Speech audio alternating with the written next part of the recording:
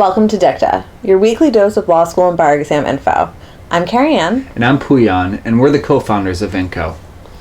And today we're coming at you with a pretty depressing topic. Yeah, to be honest, I don't want to talk about it. He doesn't want to talk about it. But with bar exam results coming out any day now, we want to talk about how to handle if you fail the bar. You okay? Yeah, I still don't want to talk about it, but let's do it. But can we agree it's important for Absolutely. our Dicta viewers to hear definitely. this?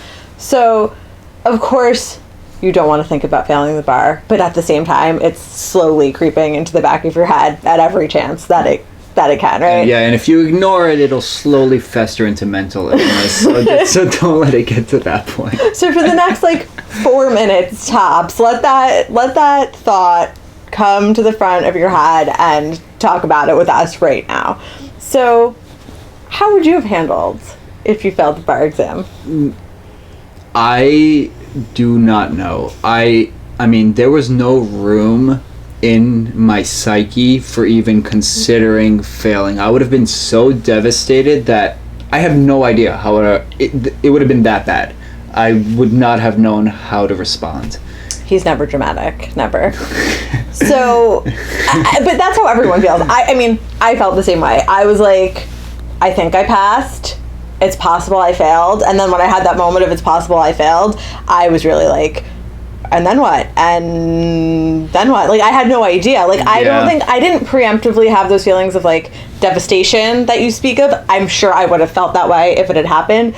But I just had this feeling of nothingness. I didn't. You were numb. I was numb. I had no clue how I would move forward. I was paralyzing. I think that's an accurate description of how I felt when I said there was no space in my psyche for that. You just shut down. It would have been bad. So, how do you think you would have recovered from that, or do you think that would have prevented you from studying? What would your plan have been? At that time, now we're going back to right around the time where I found out my results. If I found out I had passed, what I would have probably have done is just laid in my bed for the next month thinking about it, wallowing in sorrow, and being completely unproductive. But, after some time has passed and more rational thoughts have sunk in, I think that what I would have done was find a private tutor, just one person who I can confide in, to go through all the weaknesses, because I took the New York exam, and if I had failed, they would have broken down how I performed in each section. And with that tutor, I would have focused on my weaknesses. Yeah, so I definitely think I would have had a struggle getting out of the I'm a failure mentality that most people feel like. Because I know me personally, if I screw something up, it takes me longer than the average person to accept that and move on from it. So I think I would have been feeling very sorry for myself. That would have been my pitfall. I don't know necessarily if I would have hired a private tutor, which might be a bad plug for a tutoring business, but I would have started with my academic support staff at my school. They're free and they're to help me. So I would have started with them. To just say, I paid you guys an obscene amount of money for the past 3 years. Help now. I can't pass the bar. Help me. Yeah. So I think when I finally came to from my pit of despair, that would have been my first steps. But as we talk about this, I want to bring to light that the timing of how long that takes is really important. Absolutely. So you only got 8-ish weeks, 10 weeks to study for the bar, depending on graduation and all that, right? So, and it's even less now if you're studying for the February bar, you're really looking at just about 8 or 9 weeks there. Yeah. So how long you take to process this information and start making your game plan is really make or break for you. Yeah, do not ignore your emotions. You need to go through the full grieving process. Seriously, if you ignore those emotions, even if you develop a plan thereafter, those emotions are going to be nagging at you and affecting your efficiency while you prepare for your next exam.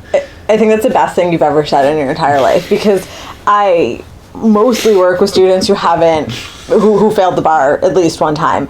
And the difference I see in students who've just accepted that this is a thing that happened to them and are just moving forward with their life, they can do it. They can learn. There's not this big cloud over their head. There's not this big mental block. But students who want to spend half of our sessions, why did this happen to me? I don't understand why this happened to me. Like wanting to rehash the failure, it's not productive. And it's not their fault. It's not anyone's fault. It's just how quickly you're able to work through to get to acceptance. Yeah, exactly. I mean, I'm sure a lot of people blame themselves, but blame and fault are not relevant here. Yeah. What's relevant is what happened, how you can fix it moving forward. That's all that's really relevant. And easier said than done. All of this is easier said than done. We totally get that. For me to have gone through the grieving process in 2 weeks, I mean, I would have had to speak with people about it, rehash it in my mind a million times.